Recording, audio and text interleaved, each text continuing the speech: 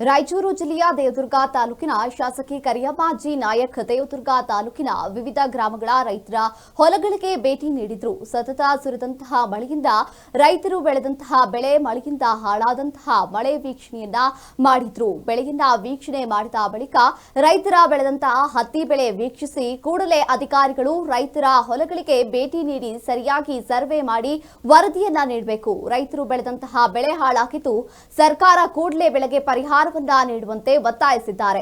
ಇನ್ನು ಇದಷ್ಟೇ ಅಲ್ಲದೆ ಸರ್ಕಾರದ ಪರಿಹಾರ ಬಿಡುಗಡೆ ಮಾಡಿದ ಕೂಡಲೇ ಇವರಿಗೆ ರೈತರಿಗೆ ಎಲ್ಲಾ ರೀತಿಯಾಗಿರುವಂತಹ ಬೆಳೆಯ ಹೊರೆ ಏನಾಗಿದೆ ಅದಕ್ಕೆ ಪರಿಹಾರವನ್ನ ನೀಡಬೇಕು.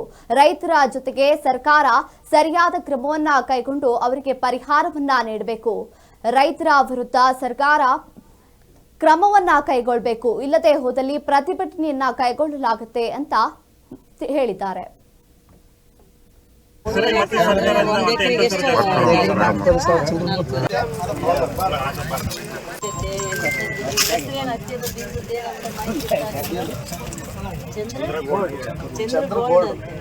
ಇದು ನಮ್ಮ ಕೃಷಿ ಅಧಿಕಾರಿಗಳಿಗೆಲ್ಲ ನೀವು ಅವರು ಇದು ತಗೊಂಡ್ರೆ ಮಾಹಿತಿ ಕೊಟ್ಟು ತಗೊಂಡ್ರೆ ಅಲ್ಲ ಈಗ ಏನು ಮಾಡ್ತಾರೆ ಕೆಲವೊಂದು ಈಗ ಅಡ್ವರ್ಟೈಸ್ಮೆಂಟ್ ನೋಡ್ತಾರಲ್ಲ ರೈತರು ಇಷ್ಟು ದೊಡ್ಡ ಕಾಯಿ ಆಗಿಬಿಟ್ಟಿರ್ತದ ಇಷ್ಟು ದೊಡ್ಡ ಹೂವು ಆಗ್ತದ ಇಷ್ಟು ಹತ್ತಿ ಬರುತ್ತೆ ಅಂತೇಳಿ ಅದನ್ನೆಲ್ಲ ಅನ್ನೋದಕ್ಕಿಂತ ಫಸ್ಟು ಅಧಿಕಾರಿಗಳನ್ನು ಭೇಟಿಯಾಗಿ ನೀವು ಯಾವತ್ತು ತಗೋಬೇಕು ನಮ್ಮದ್ರಲ್ಲೇ ತಗೋಬೇಕು ತಗೊಂಡ್ರೆ ಮಾತ್ರ ನಿಮ್ಗೆ ಇದಾಗುತ್ತೆ. ಹಾಕಿದ್ದು ಎಲ್ಲ ಸೂಪರ್ ಬಂದದ ನೋಡ್ತಕ್ಕಂಥ ಬೆಳೆ ವರ್ಷ ನಮಗೆ